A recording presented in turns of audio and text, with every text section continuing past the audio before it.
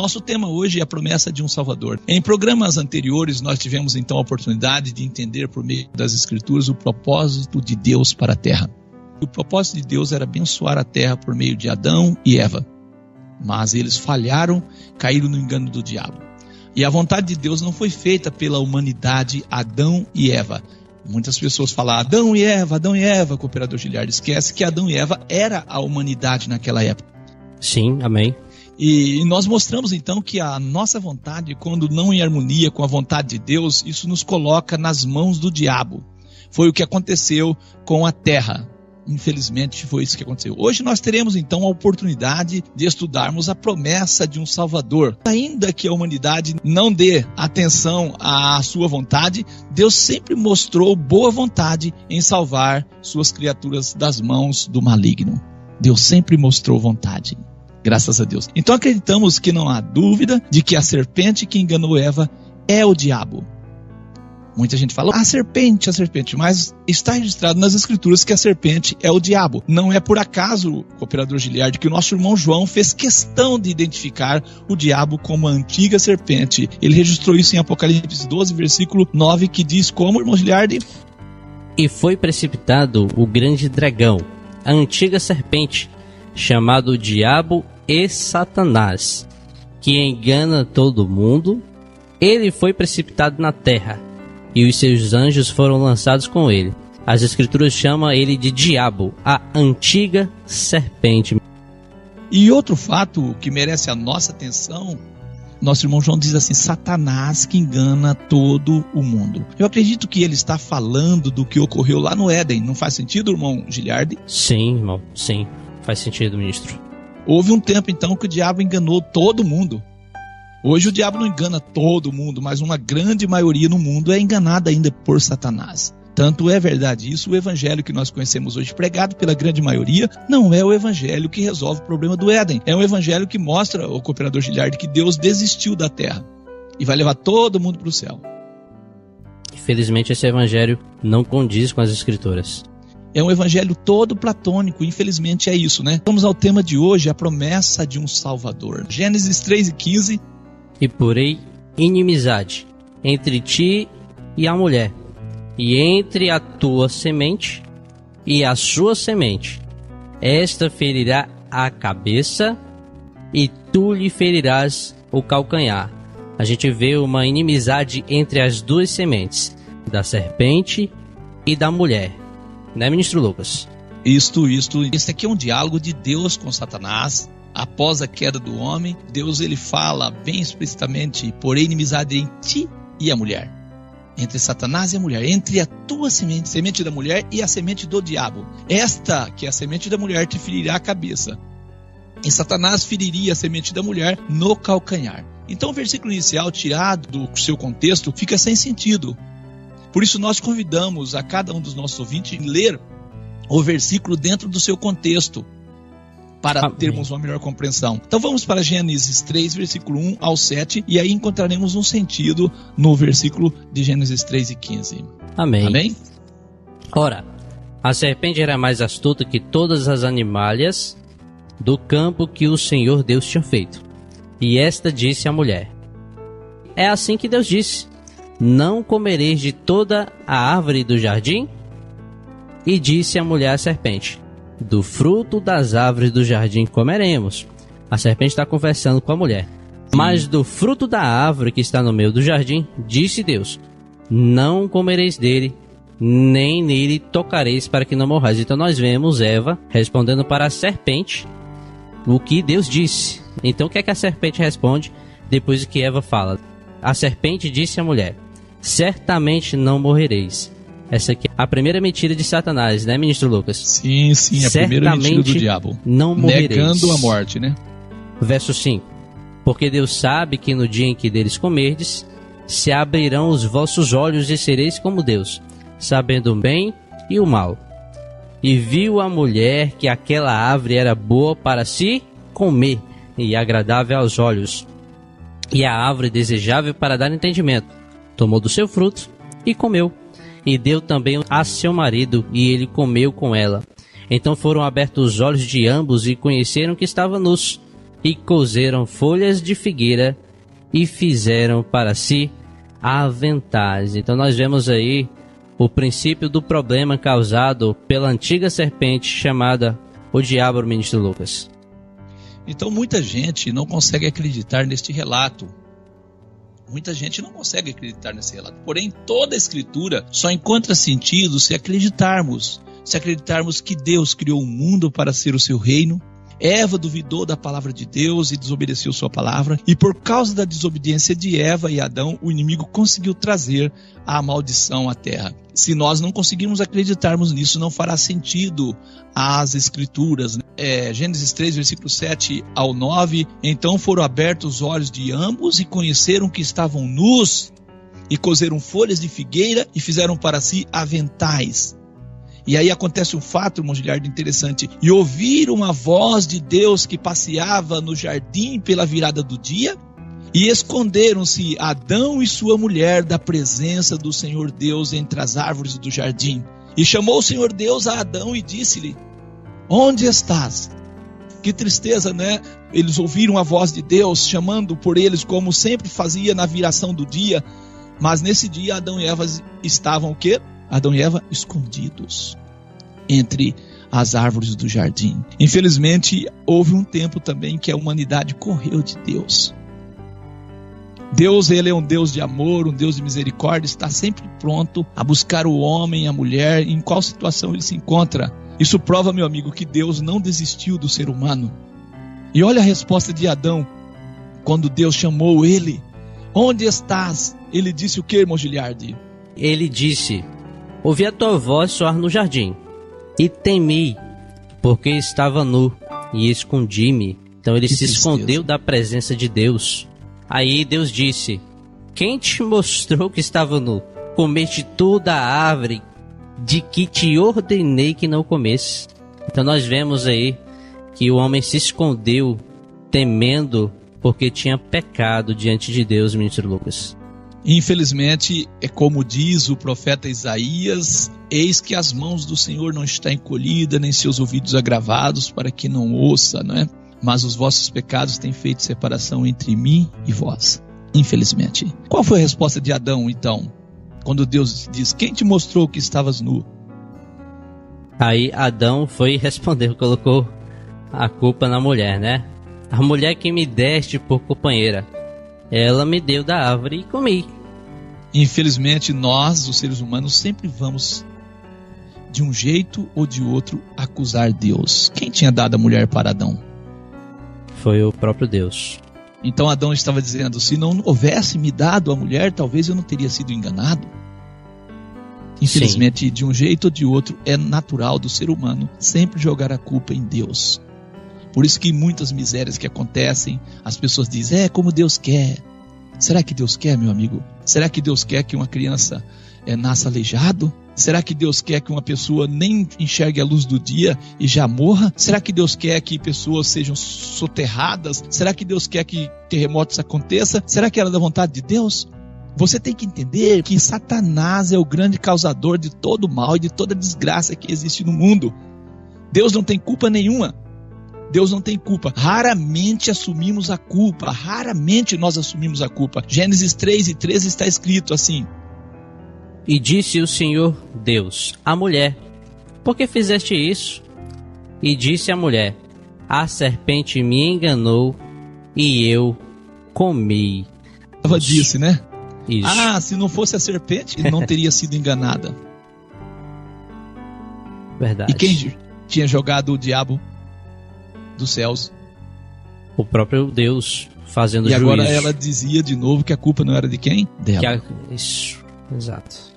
E agora nós vamos aproximando do versículo que nós lemos no início, Gênesis 3, versículo 14 e 15. Então o Senhor Deus disse à serpente: Deus disse: porquanto fizeste isto, maldita será mais que toda a fera, mais que todos os animais do campo. Sobre o teu ventre andarás, e pó comerás todos os dias da tua vida, e porei inimizade entre ti e a mulher, entre a tua semente e a sua semente. Esta te ferirá a cabeça. A semente da mulher feriria a serpente na cabeça, e tu lhe ferirás o calcanhar. Ferir uma serpente na cabeça é o que, irmão Giliardo? É morte no quê? Na certa. Então, nesse diálogo de Deus com o diabo, nós temos informações importantes.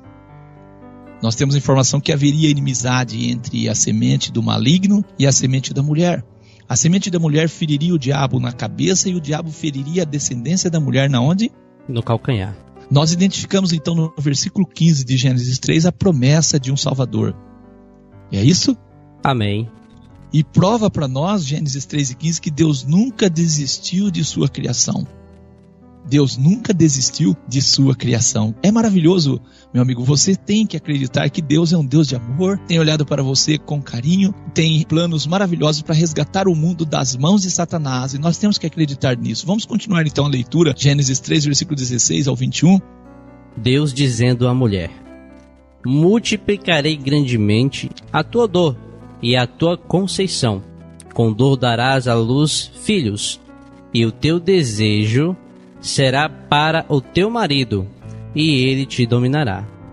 E Deus disse também a Adão: porquanto dertes ouvidos à voz de tua mulher, e comerte da árvore de que te ordenei, dizendo: não comerás dela, maldita é a terra por causa de ti. Maldita é a terra por causa de ti. Com dor comerás dela todos os dias da tua vida. Então nós vemos que a terra se tornou maldita a partir do momento que o pecado entrou no mundo, através de Adão.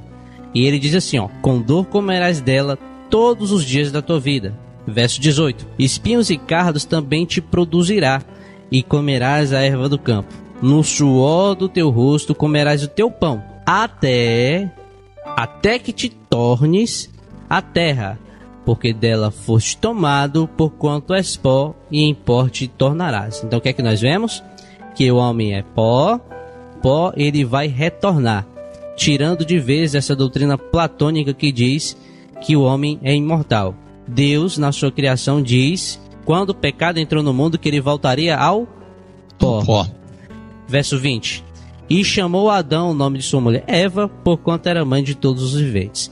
E fez o Senhor Deus a Adão e a sua mulher túnicas de pele. Interessante esse verso. Túnicas de pele, e os vestiu, ministro Lucas. É assim que diz a leitura. Amém. Maldita é a terra por causa de ti. Com dor comerás dela todos os dias da tua vida. Deus falou todos os dias da tua vida. O homem pôs fim à sua vida, que poderia ser eterna. Nós lemos isso aqui com a naturalidade, mas será que Deus falou isso com essa naturalidade que nós estamos falando, ou Deus falou isso com grande sentimento? É comum chorarmos a perda de pessoas que nós amamos. É comum. Eu digo aqui, Deus falou isso com grande sentimento. Quando Deus disse: te tornarás ao pó, Deus falou isso com grande sentimento. Eu creio que nunca houve um luto tão grande como esse de Deus ao olhar o seu projeto desfalecer, ao ver o seu projeto assim, o projeto maravilhoso que ele tinha feito para a vida de Adão e Eva ser assim desmanchado pelo diabo. E é comum acreditarmos que a primeira morte ocorrida na terra foi a de Abel. Porém, essa não é a realidade. A realidade não é essa. Acabamos de ler: fez o Senhor Deus a Adão e a sua mulher túnicas de peles e os vestiu. Cooperador Giliardo, pele de quê? Pele de quê, né, ministro? João, nosso irmão João, no Apocalipse 13:8, ele registrou. Pele de quê? Apocalipse 13:8. Olha que interessante. E adoraram-na todos os que habitam sobre a terra, esses cujos nomes não estão escritos no livro da vida do Cordeiro. Então faz referência ao Cordeiro, que foi morto desde a fundação do mundo. No livro da vida do Cordeiro, que foi morto desde a fundação do mundo. Eu creio que você que está nos ouvindo entendeu que foi necessário a morte de um cordeiro para cobrir a nudez de Adão e Eva. Adão e Eva estavam escondidos de Deus porque estavam nus. E com a morte do cordeiro e essa pele, essa roupa que eles receberam, que era a pele do cordeiro, eles puderam expor diante de Deus. O ser humano, ele corre de Deus, ele esconde de Deus. E Deus sempre tem projetado meios, Deus dá da justiça dele a nós, por meio do Cordeiro. E nós encontramos esse Cordeiro em todas as Escrituras falando desse Cordeiro. Por isso nosso tema é o Salvador que Deus proveu para o mundo, ministro Lucas. É isso, a promessa de um Salvador, né? Então não há dúvida de que Jesus é o descendente da mulher que esmagará a cabeça do diabo. Quero dizer a você que está nos ouvindo, creia. O Evangelho do Reino é o Evangelho que resolve o problema do Éden. Este é o Evangelho. Satanás fez da terra seu reino e encheu a terra de pecados. Nosso irmão João, o profeta, o João o Batista, João 1:29, ele identifica Jesus como o Cordeiro de Deus que faz o quê? Que tira o pecado do mundo. Este é o Evangelho. Satanás fez da terra seu reino e encheu a terra de pecados. Nosso irmão João, o profeta, o João o Batista, João 1:29, ele identifica Jesus como o Cordeiro de Deus que faz o quê? Que tira o pecado do mundo. Então João, ao ver Jesus às margens do Jordão, no dia seguinte João viu a Jesus que vinha a ele e diz: Eis o Cordeiro de Deus, que tira o pecado do mundo. Amém. Então, desde a queda do homem no Éden, Deus projetou meios para salvar o mundo das mãos do diabo. E a salvação que as Escrituras apresentam não tem relação nenhuma com ir ao céu, como também a perdição apresentada nas Escrituras não tem relação nenhuma com o inferno da mitologia grega. 1 João 3:8 está escrito: quem comete o pecado é do diabo, porque o diabo peca desde o princípio. Para isso, o Filho de Deus se manifestou, para desfazer as obras do diabo. O Filho de Deus se manifestou para desfazer as obras do diabo. Que obras, né, ministro Lucas? Sim, e onde essas obras estão sendo feitas? Não é na terra? Exatamente. Então Jesus foi enviado ao mundo com que propósito? Desfazer as obras do diabo. Desfazer as obras do diabo. Também João 3, versículo 17, está escrito: porque Deus enviou seu Filho ao mundo, não para que condenasse o mundo, mas para que o mundo fosse salvo por ele. O mundo fosse salvo por ele. Uma coisa está clara, não está? Não foi para condenar o mundo. O mundo precisava de um Salvador. E Deus proveu esse Salvador por meio da pessoa do nosso Senhor Jesus. É comum, cooperador Giliardi, ouvirmos pregação desse jeito: se você não aceitar Jesus, Deus vai te levar para o inferno. Não é isso. Quem levou o homem à perdição foi Satanás. E Deus proveu um meio para tirar o homem da perdição. É isto que Deus tem feito. Deus não condenará ninguém. O homem por si se condenou. O mundo está condenado pela ação de Adão e Eva e não por Deus. Isso tem que ficar claro. O mundo precisava de um Salvador. João 12:47. E se alguém ouvir as minhas palavras e não crer, eu não o julgo, porque eu vim não para julgar o mundo, mas para salvar o mundo. Então Jesus veio, ministro Lucas e ouvintes, para salvar o mundo e não para condenar. É isso que as Escrituras ensinam. Graças a Deus, louvado seja Deus. E como então Jesus salvará o mundo? Se não é pela vinda dele como rei, governador deste mundo, se não é pela palavra que os profetas colocaram, que Jesus é um descendente de Davi, é herdeiro do trono de Davi, governará, esmagará a cabeça de Satanás, não fará sentido. Jesus vai esmagar a cabeça de Satanás. Onde Satanás está? Não é aqui, na terra? Não fará sentido salvar o mundo e destruir o mundo, pôr fogo no mundo. Deus nunca pensou em pôr fogo no mundo. Deus nunca pensou em destruir o mundo. João 3:16 está escrito: porque Deus amou ao mundo de tal maneira que deu seu Filho unigênito, para que todo o que nele crê não pereça, mas tenha a vida eterna. O homem perdeu a vida eterna. O mundo se perdeu. O mundo precisa de ser salvo e o homem precisa da vida eterna. Então a maior explicação é por quê. O maior ser é quem, irmão? Deus. Deus. O maior mandamento é o quê? Amou. Amou. O maior alvo do amor de Deus é o quê? Ao mundo. Aí a maior intensidade é o de tal maneira. A maior dádiva que Deus deu. Amém. E a maior expressão de Deus é o quê? O seu filho unigênito. E a maior abrangência? Para que todo. E a maior condição? O que nele crê. E a maior condenação? Não pereça, E a maior conquista? mas tenha E a maior esperança? a vida eterna. Graças a Deus por isso, eu creio nesta palavra. Eu creio no que nosso irmão João diz. No dia seguinte, João viu a Jesus que vinha para ele e diz: eis o Cordeiro de Deus que tira o pecado do mundo. Não faz sentido, meu amigo, minha amiga, Jesus tirar o pecado do mundo e depois Deus por fogo ou destruir o mundo. E Jesus reinará e desfará as obras do diabo. Ele é o Cordeiro de Deus que tira o pecado do mundo. O pecado é a causa do mal no mundo, infelizmente. E o evangelho que nós pregamos resolve o problema que surgiu no Éden. Eu repito, cooperador Giliardi, eu repito, pregar um evangelho que não resolve o problema que surgiu no Éden é a mesma coisa de ter um diagnóstico de uma doença e tomar remédio contrário ou errado. A terra foi e é um presente de Deus aos seres humanos. E Deus, segundo as Escrituras, fez tudo o que precisávamos para que nada faltasse aos seres humanos. Gênesis 1:31. E viu Deus tudo quanto tinha feito, e eis que era muito bom. E foi a tarde e amanhã, o dia 6. Então nós vemos tudo o que Deus faz, eis que não era bom, mas era muito bom. Então as obras de Deus são boas, ministro Lucas. Deus projetou um maravilhoso lar para Adão e Eva. O Éden era uma condição que existia em um determinado lugar da terra, mas o Éden era para se expandir na terra.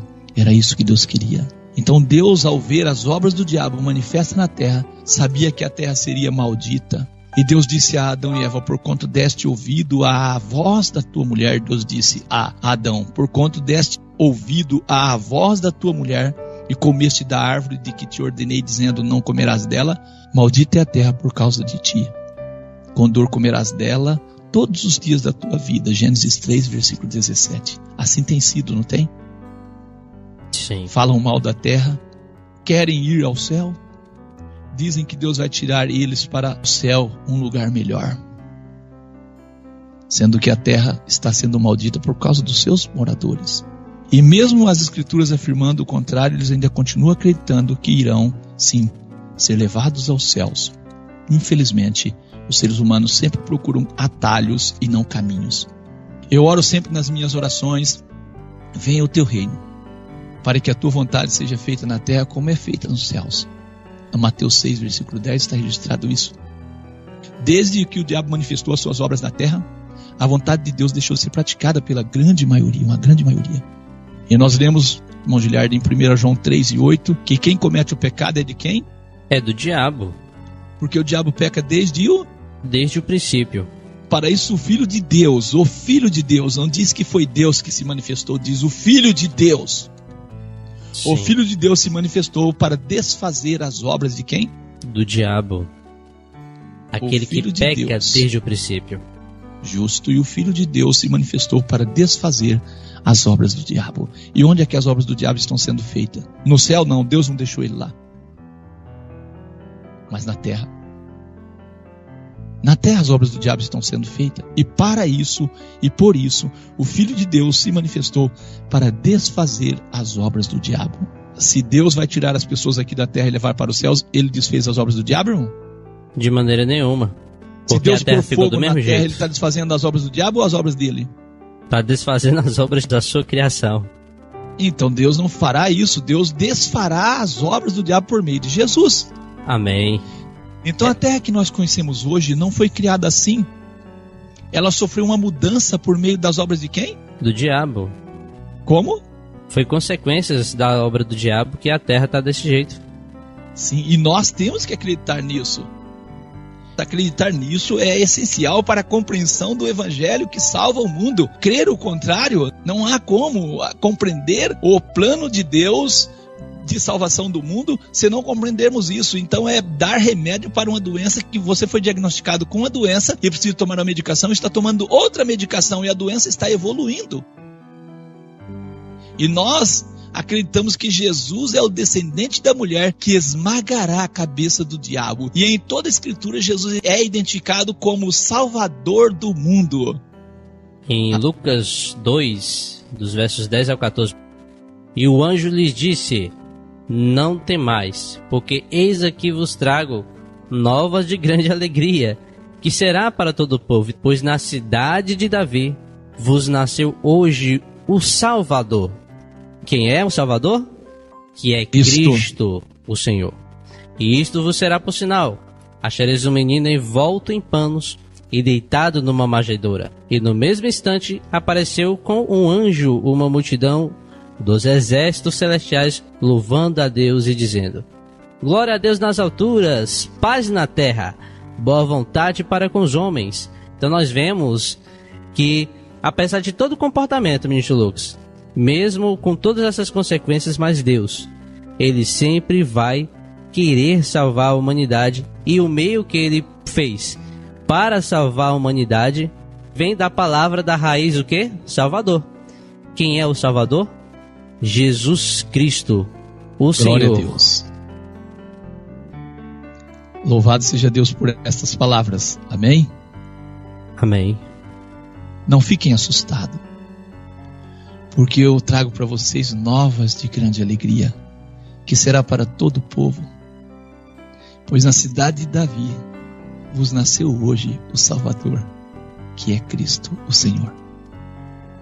E vocês encontrarão um sinal assim: achareis um menino envolto em panos e deitado numa manjedoura. E aí no mesmo instante apareceu com os anjos uma multidão dos exércitos celestiais, louvando a Deus e dizendo: glória a Deus nas alturas, paz na terra, que é o que a terra precisa.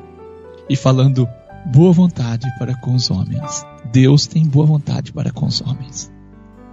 Deus tem boa vontade para com você, meu amigo. Deus tem boa vontade para comigo. E assim como Deus, ao ver Adão e Eva escondido, teve grande sentimento de tristeza, Deus também, ao olhar para os homens fugindo dele, ao olhar para as pessoas correndo dele, Deus sente grande tristeza, porque Deus proveu meios para que você fosse salvo. Deus proveu meios para que a humanidade fosse salva. E aí diz o texto: paz na terra, boa vontade para com os homens. Cooperador Giliardi, é comum nas épocas do Natal pagão, infelizmente, que as pessoas leem esse texto totalmente diferente. Elas dizem assim: paz na terra aos homens de boa vontade. Lembra? Glória a Deus nas alturas, paz na terra aos homens de boa vontade. Não é assim que eles falam? Sim, não faz sentido com o contexto. Qual é a boa vontade do homem? A vontade do homem é esconder de Deus. A vontade do homem é fazer a sua vontade própria. O texto diz não a vontade do homem, mas a boa vontade de Deus para com os homens. Ao enviar Jesus, o Cristo, Deus teve boa vontade para com os homens. Esta palavra, irmão Giliardi, Cristo, é pouco entendida pelas pessoas. Cristo quer dizer ungido. E sabe por quê, cooperador Giliardi, que muitas vezes as pessoas não querem acreditar que na palavra Cristo, na sua etimologia, que é ungido? Porque eles acreditam que Jesus é Deus. E uma vez que Jesus é Deus, ele não pode ser ungido, pode? De maneira nenhuma. A unção é feita por alguém superior. Sim. Como eu ia explicando, né, ministro Lucas? Sim. A unção é feita por alguém superior. Justo. E aí a doutrina da Trindade fica sem sentido para eles. Não quero entrar nesse mérito, mas a doutrina da Trindade é uma doutrina estranha também. É uma doutrina baseada na filosofia grego-romana. Infelizmente, mas o evangelho pregado pela grande maioria é um evangelho que não salva, um evangelho, me perdoe eu ser franco e sincero, mas é um evangelho platônico, um evangelho que não resolve o problema do Éden.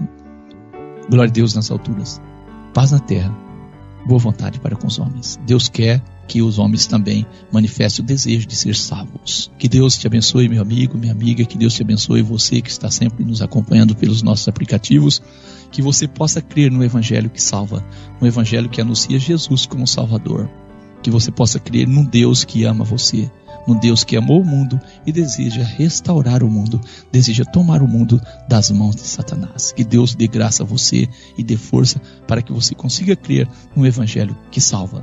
Graças a Deus. Que Deus abençoe em nome de Jesus. Louvado seja Deus. Nesse instante vamos orar para que Deus possa guardar essa palavra em nosso coração e para que possa também ser ouvida por mais pessoas em nome do Senhor Jesus, e abençoe essa semana que nós estamos adentrando.